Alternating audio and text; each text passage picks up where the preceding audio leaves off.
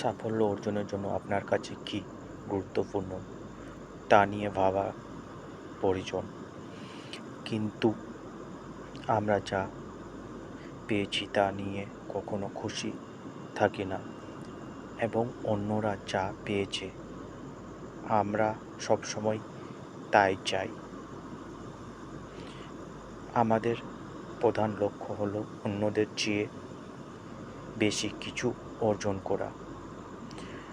আমরা আমাদের যাত্রা শুরু করি আমাদের কাছে যা গুরুত্বপূর্ণ তা দিয়ে, কিন্তু একবার তা অর্জন করার পর অহংকার আসে, আমাদের সর্বনাশ করে দেয়। আমরা যখন সুযোগগুলোতে হ্যাঁ বলি যা আমরা চাই না, এই ভেবে যে এটি আমাদের সফল হতে সাহায্য করবে, কিন্তু এর ফল হয় উল্টো। এটি আমাদের সত্যিকারের গুরুত্বপূর্ণ বিষয়গুলি থেকে দূরে সরিয়ে দেয় এবং তা পেয়ে বাধা দেয়। আমরা অন্য মানুষের কাছে নিজেদের প্রমাণ করতে জীবনের মূল্যবান মুহূর্তগুলো নষ্ট করি। আমরা আমাদের জীবনের গুরুত্বপূর্ণ বিষয়গুলো ভুলে যাই। মানুষ তাদের কাঙ্ক্ষিত সাফল্য অর্জনের আগে নিজেদের মৌলিক মূল্যবোধগুলো নির্ধারণ করতে হবে।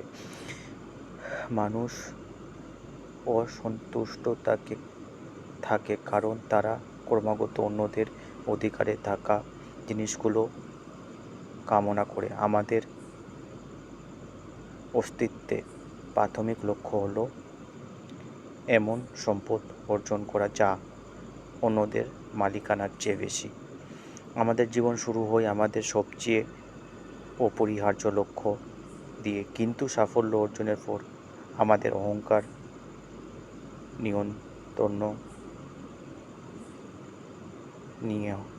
নিয়ে নয়, এবং আমাদের পতনের কারণ হয়।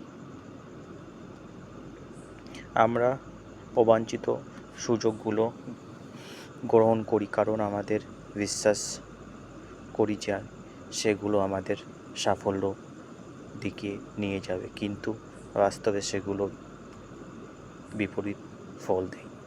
এই পরিস্থিতিতে আমাদের এবং আমাদের অপরিহার্য চাহিদার মধ্যে একটি বাধা তৈরি করে, যা আমাদের সেই চাহিদাগুলির অর্জন করতে বাধা দেয়। মানুষ অন্যদের কাছে নিজেদের যোগ্যতা প্রমাণ করার চেষ্টা মূল্যবান সময় ব্যয় করে। আমাদের দৈনন্দিন জীবনে আমাদের জীবন গুরুত্বপূর্ণ বিষয়গুলো উপেক্ষা করতে বাধ্য করে।